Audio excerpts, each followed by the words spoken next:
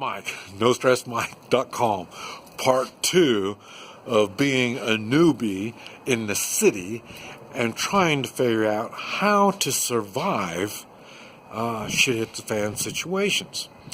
And like I say, I gotta remember, I've only been living, I've lived here 2 months, maybe. I've lived here longer, but it'd been 2 months. Once I married, I chose this life. So really, it starts at that time, because that's when I knew this was my home. Before that, I was just visiting. The city is just a visiting place. Now, it's not. It's my home. So I have to look at things different. Now, I want to talk about water on this right now. And like I say, I'm a country boy. And I've got all kinds of water purification. We've got ponds, we've got water wells, we're on rural water. I filter all of the water that I get. So even if our rural water, we got these big tanks of water out in the country, and water lines come into the house. And even if that water is contaminated on purpose or accidentally, I filter all of my water. I filter everything. There's no way I want to drink. I don't trust water at all. The thing is, and I've seen cities where they say, okay, we're having water problems and you're going to have to boil your water. Okay, well, that sounds pretty good. Today, we have water problems. How about yesterday? How about last week? I don't know. What do you call a problem? How bad does it have to be before you, as the city, consider it a problem? Now, how about my body? My body, what does it consider bad water? Well, I'll tell you, on my experience, and I am experienced in staying healthy and helping other people be healthy. Doctors are when you get sick. My whole world is you don't get sick. Because like I say, I live in a shit or the fan world. And so anytime things can be bad, that's the last thing I need is to be sick. So I make sure I don't get sick. And that means I have to have good, pure, clean water. And I say, in the United States, out in the country, we have all these different sources of water. You can test it. I guarantee you can test that water. I can't guarantee it. But you can test that water, and more than likely it's going to be good. But the thing is, how long before maybe I'm drinking something, and boy, it's not quite right. Well, how long has it been like that before you test it again, and you find out, well, hey, it's bad. So in other words, you can test it today. Tomorrow it might be bad. So, So that's why I don't worry about testing the water. Same thing.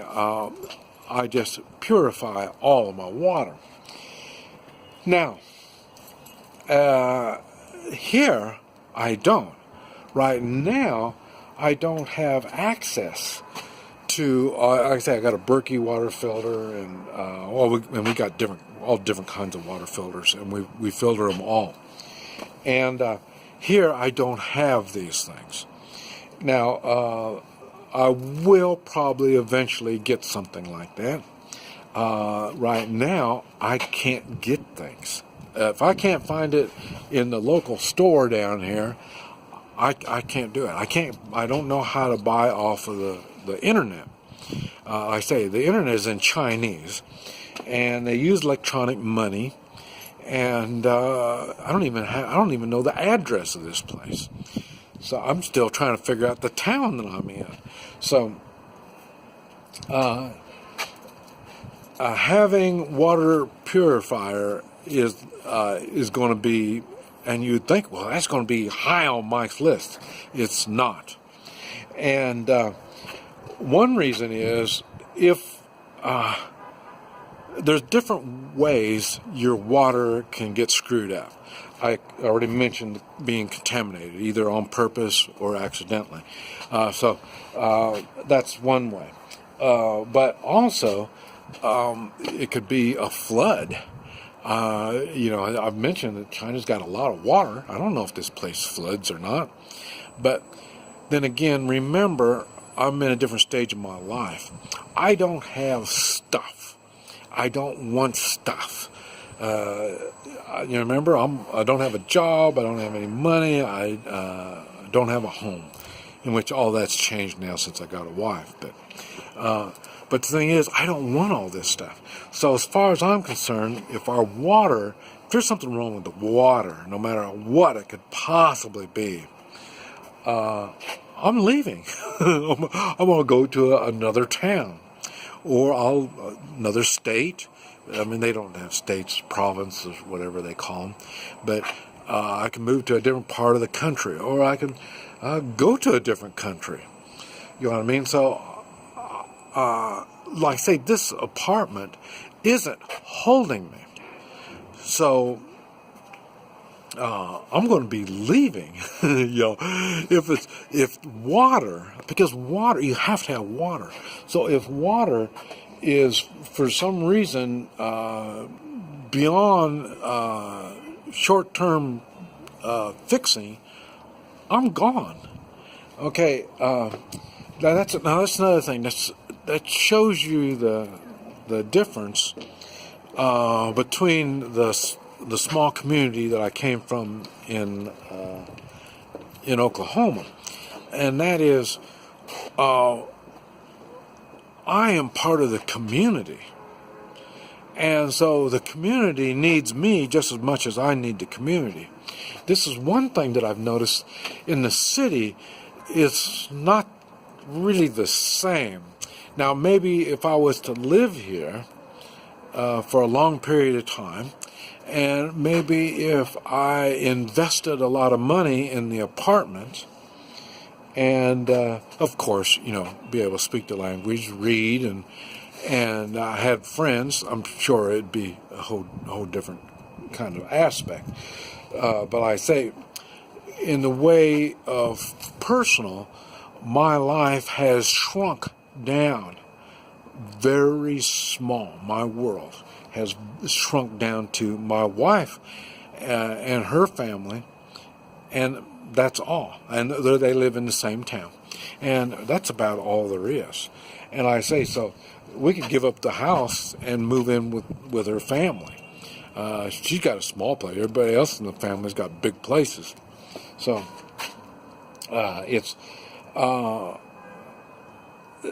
it's different. I'm looking at things differently. I am not part of the community. If they had some kind of rioting out here, well, for one thing, I don't know what they do about riots in a place where you don't have any firearms. You know what I mean? So, you got 300 or 400 people out here rioting, and I'm going to go out there with a stick. You know what I mean? I don't think so. So, so without firearms, it's going to be a little different. I'm not going to be...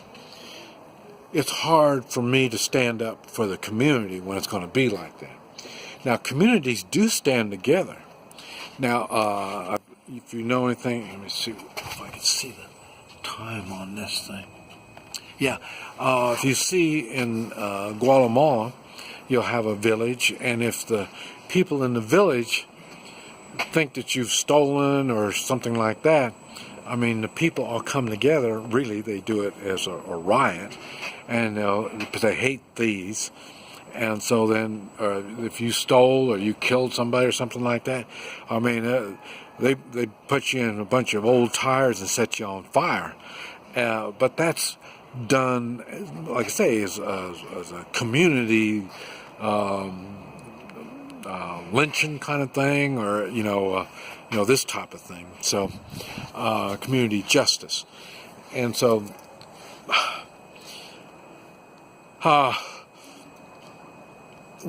in other words, my tie, if it's going to come to water, is going to be very short. If I see that we're going to have any kind of long-term water difficulties, I am gone. There's nothing in this apartment that's going to keep me here. Now, this is something we won't know until the time comes, but something really bad happens. However, I don't know. I can't even imagine yet. Chinese bad is different than U.S. bad, but I would leave. Now, would my wife leave with me?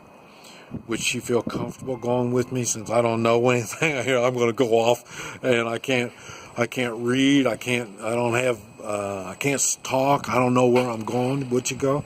I don't know. Or even would I? I'd probably go on, hang around with her family and find out what they're planning. And then, like I say, make my rules from what I'm going to do after I figure out what they're going to do. And like I say, it's not like they're going to talk to me about what they're going to be doing, but I can't talk to them either. So when it comes to water, it's going to be a different story. Now, and I've talked about, I don't know if you can see it, but there's a river over there, and I went to the river the other day, and we're on the edge of the city, so you can go on out of the city. And I try to think about it if I was living in the United States, and I'd be leaving the city, and how you're going to use water and stuff like that. But here, there's nothing good for me taking off. Okay, yeah, I got purification. I do have purification with me. And I could go and I can use that water and purify that water. But where am I going? That's going to add to the next problem. And that's going to be food. And I'm going to have to make another video on that. So we're going to do part 3, in which I'm going to talk about food as being in the city. This is Mike, NoStressMike.com.